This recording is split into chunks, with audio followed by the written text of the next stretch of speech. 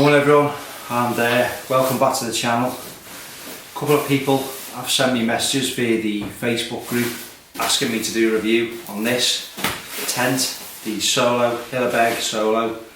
I've had it for about 18 months now, and you know, I can comment on how I found the tent to be over that period of time. I think it's really good.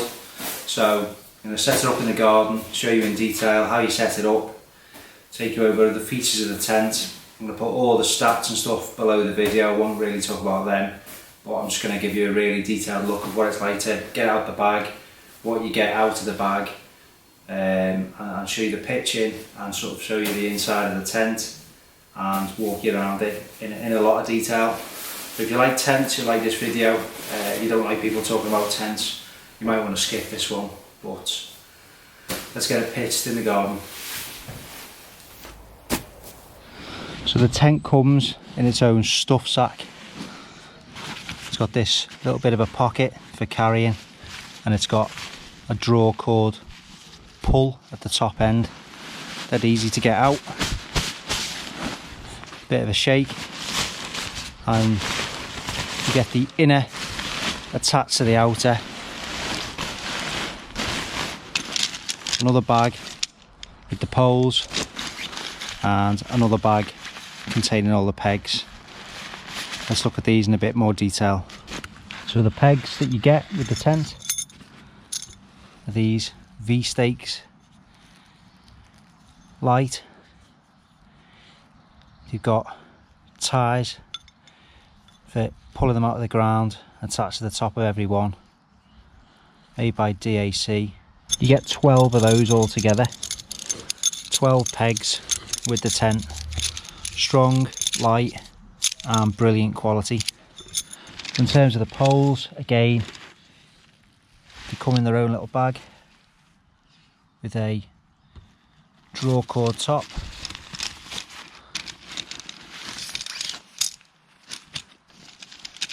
So there are 3 poles with this tent. It's really easy to pitch, you'll see that in a minute. So you get 3 poles. One of them has got these red tabs either end, so you know which one that is. I'll explain in a little minute. And the 2 long poles which go across lengthways. There's like a width pole and 2 length poles.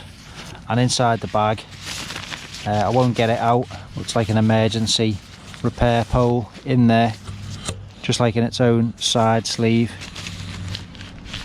for repairs on the fly. So there you go, is your 12 pegs and 3 poles. Now we're going to lay the fly sheet out and have a look at how you pitch it.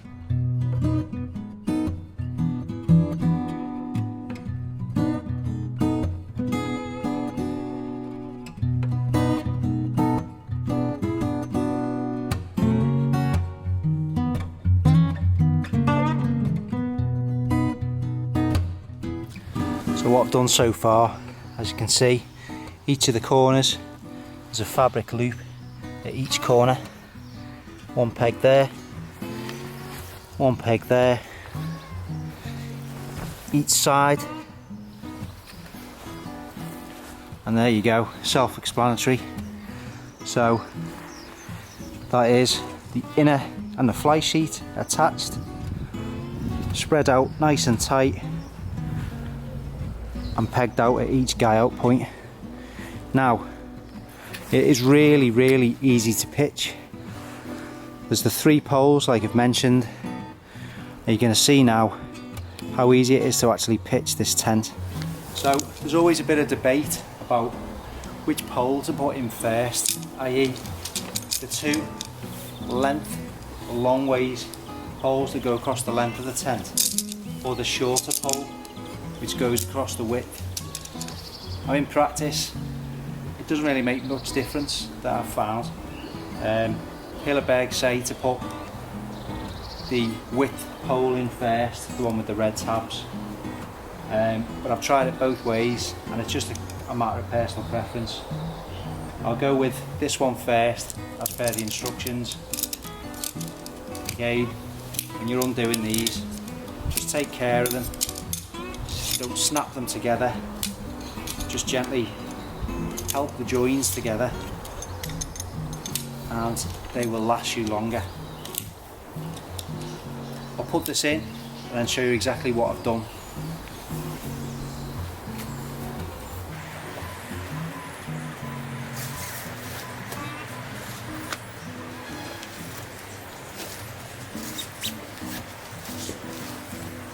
So here you can see this pole,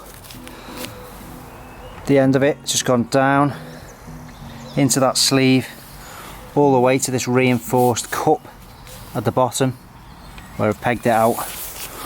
We've got a nice arch there, exactly the same in the other side. Now we've just got the remaining 2 poles, one across that way and one bisecting it down the length of the tent.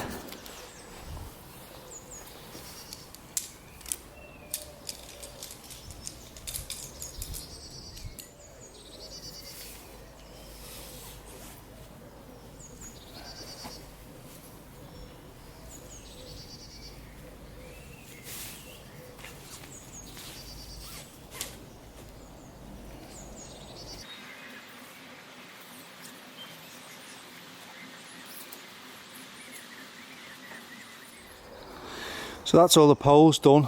As you can see, it's a full geodesic pole design. We got, like I say, 2 poles which go lengthways and the one in the centre which goes across the width. Each pole, just like the first one I showed you, slides into this sleeve here, which is reinforced at the base. And just make sure, a little tip, that your pole has gone all the way to the base of that cup. So that's it. Really easy to pitch. There's nothing really to get wrong there. Just the order where you go these first or that one first. And like I say, in practice, it doesn't make much difference. So the next thing to do is make sure that your guy lines aren't tangled. And then along these seams, there's these plastic clips, and it's as simple as each of these clips, and I'm trying to do this one-handed, hooks onto the pole. You're meant to do it equally all the way around, just to save any undue tension on the fabric. But as you can see, you just clip them on, work your way around the tent, and I think that's pretty self-explanatory. So I will do that and just build the fabric up to the top of the poles.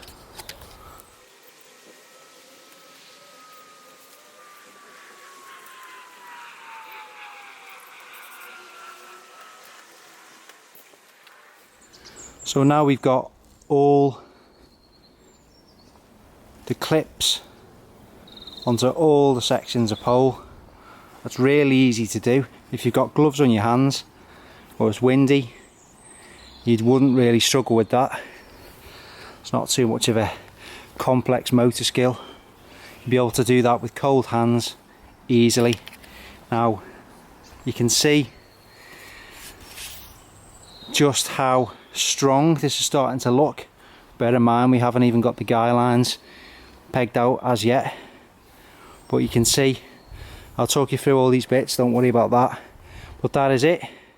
All the poles are completely attached now, and the last thing to do is this top hat is to pull this over the top, and there's 2 points the other side where it clips on.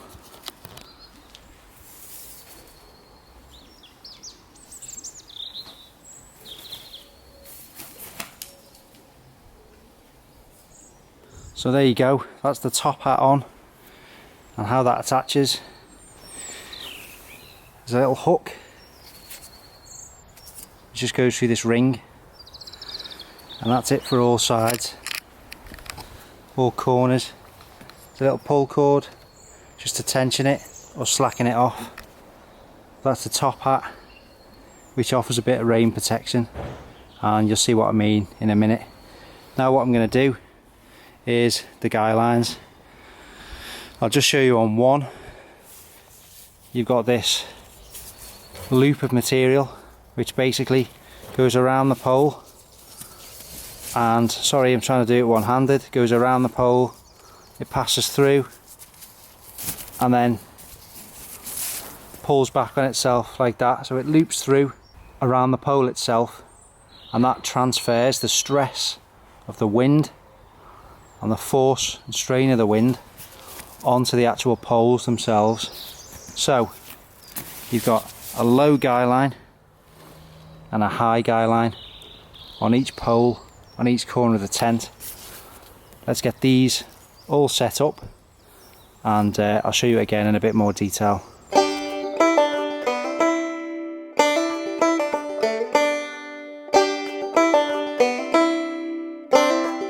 So that is the tent fully pitched, all guyed out. I could have pitched it a bit taut if I wanted to, but I don't. It's just there for the purpose of this garden demonstration. So, like I say, guy lines wrap around the pole, transfer the force, stress onto the poles as opposed to the fabric. Bottom guy, that's attached to the sleeve, and they both go to the same point. You should obviously make these as long as you can. The longer they are, the more support they offer to your tent.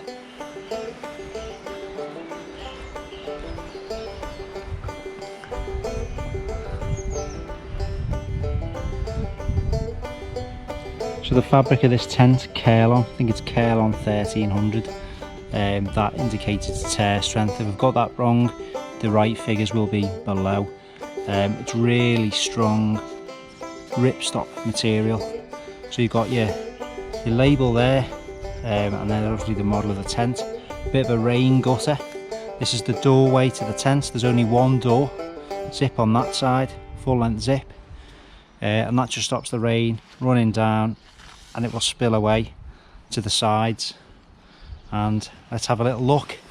The door, the main zipper, is covered by this flapper material, which just affords it a little bit more protection from the elements.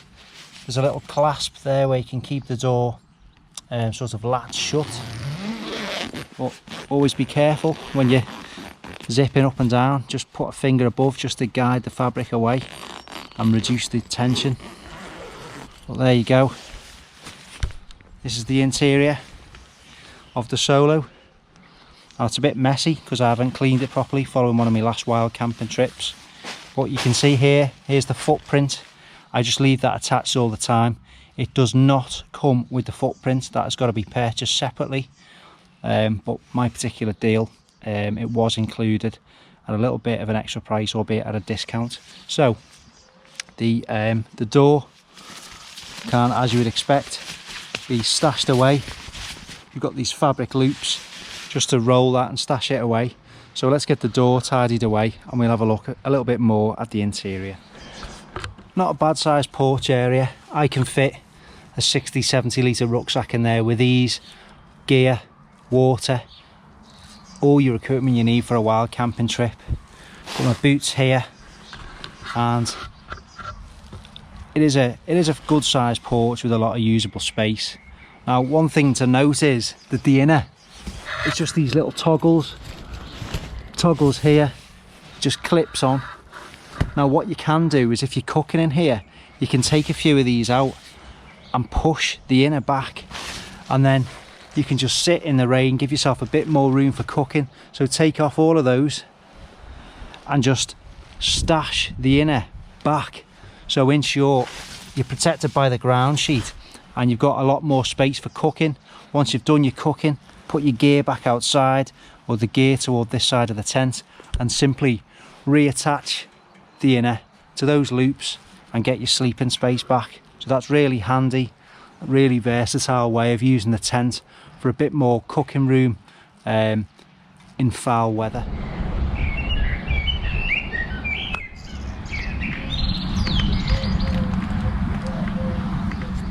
So let's look at inside the tent. So the inner has this generous bathtub floor, really good hydrostatic head rating on the fabric, details below, but that's going to keep you dry if you've got driving winds, driving rain underneath the tent.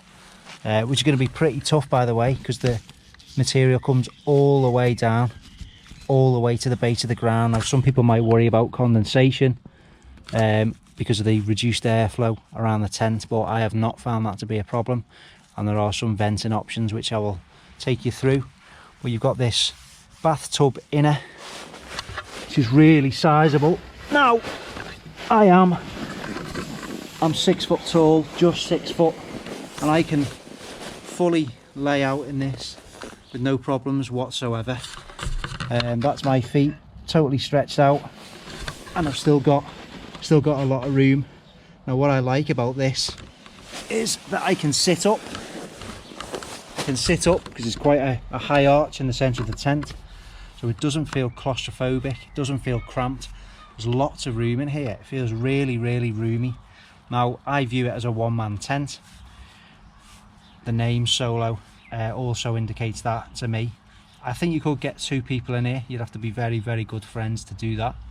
But as a one-man tent, it's not like your Van Gogh Heliums. I've got a Van Gogh Helium, and it's that kind of like coffin type tent. It's just like lying in a coffin. Great, very, very, very light, and they're also very small and very claustrophobic. Not great for cooking in if the weather's bad. This, on the other hand, I just find it brilliant. Lots of room in here, lots of room to get changed, to get all your gear in here, your sleep mats, your thermarest, sleeping bags. Lots of hooks here. You could string out a bit of a line for drying items after a trip. Conversely, attaching things like cutlery, just things so you're not losing bits, and obviously like lanterns and lighting options. But you can get a line across here and just use that for, you know, for drying items of clothing. It's a nice light colour, so again, you know, you can see what you're doing, and it's nice and airy, and it just adds to that feeling of space.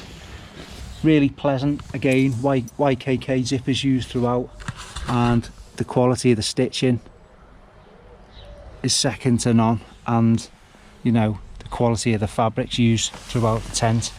Bathtub floor all the way around. We got some storage pockets for keys, loose change, things that you don't want to keep in your pockets.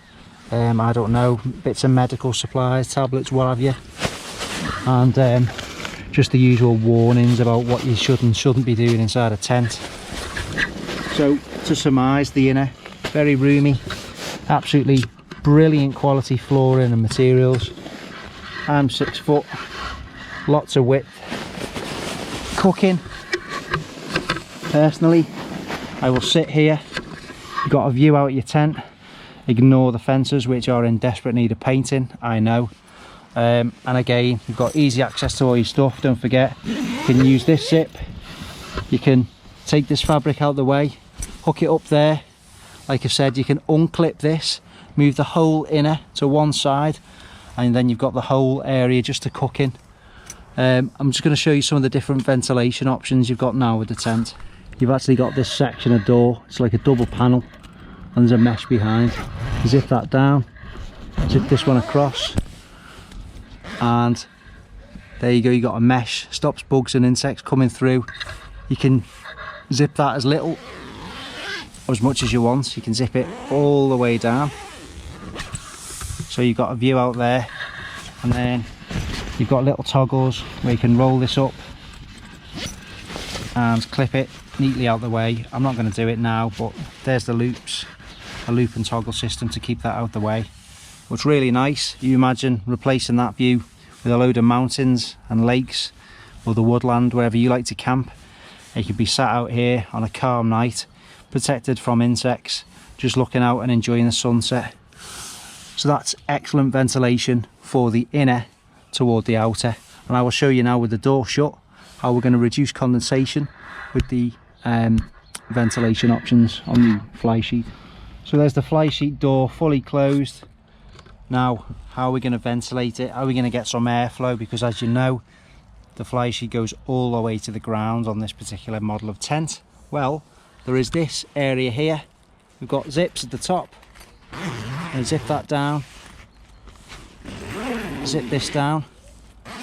Okay, it will only go so far on the right hand side, but now what we have is our ventilation. And now you can see the whole reason for that top hat if it's raining, you can still allow some airflow into the tent whilst you keep dry. Also, if you're cooking in here, which, you know, it's not recommended, but everyone does it, you've got somewhere for your condensation to escape. So you can take that right down as much as you want, and again there's a bit of a toggle just to tuck that neatly back on itself. So if then you combine that, you've got your inner door shut, you vent the top and you vent here, you've got some great airflow in the tent, and I have not suffered any problems with condensation. So just to recap, I've showed you pretty much everything to do with the tent. The stats have been flashing up throughout the course of the video.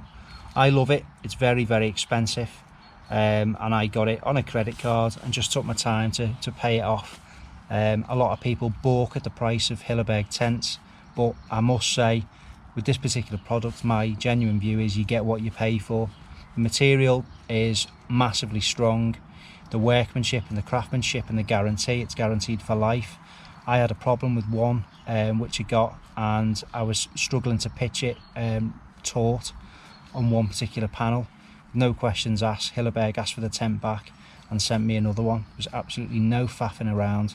They guarantee their products for the life, the usable life of them.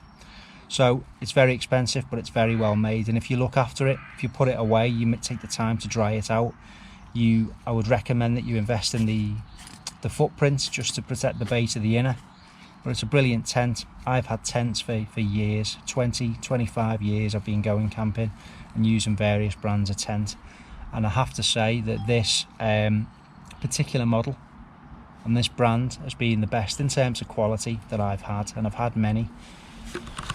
The inner's roomy, plenty of room to sleep and cook in, plenty of room to do what you need to do, to get dry, to get changed. I've used this in some quite foul weather. I will link, after this video finishes, some of the particular wild camps that I've used this tent in. Shining Tor was really bad wind and it performed admirably. You can actually double pole it, so where I've showed you the poles, you can buy another set of poles, and the sleeves and the pockets are wide enough in that you can put another pole in each pocket just to add it some additional strength. I've seen videos on YouTube of people using this in 60-70 mile an hour winds, and it's not failed. It really is a very, very strong tent. You know, it does depend on how you pitch it and how you guy out the tent, but the guy lines as long as you can get. But it's absolutely bomb proof. Anyone thinking of purchasing this tent, I can wholeheartedly recommend it. You won't regret it once you've got over the price. It's not too heavy, the pack size isn't massive, but again, it's just an all-round great tent, lovely bit of kit. It's like fine quality, and it will do you well if you make this purchase, and I'm sure you'll get many years of use out of it, and it will afford you some protection from the foul weather and enable you to go out into the mountains and the areas that we'll love and enjoy. I hope you've enjoyed this video. If you found it helpful or you think I've missed anything out, let me know, and I'm not averse to making sort of another one down the line at some point, because I know a couple of you have asked for that.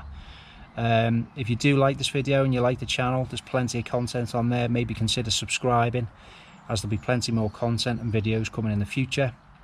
If you're on Facebook, MCM Outdoor Show has a closed group. If you head over there, obviously type in the name of the channel, you'll find the group, and I will, as the admin, accept you into that group there. And there's plenty of like-minded individuals there, and we discuss everything outdoors, ideas, and share our pictures. I'm also on Instagram, so if you head over to there, there's a bit of an Instagram feed where I put random pictures, most of them to do with the outdoors and real ale. So if you like that kind of thing, check it out. Have a look at the links at the end of the video where I've used this tent in the great outdoors. Thanks very much for watching, and we'll see you on the next adventure.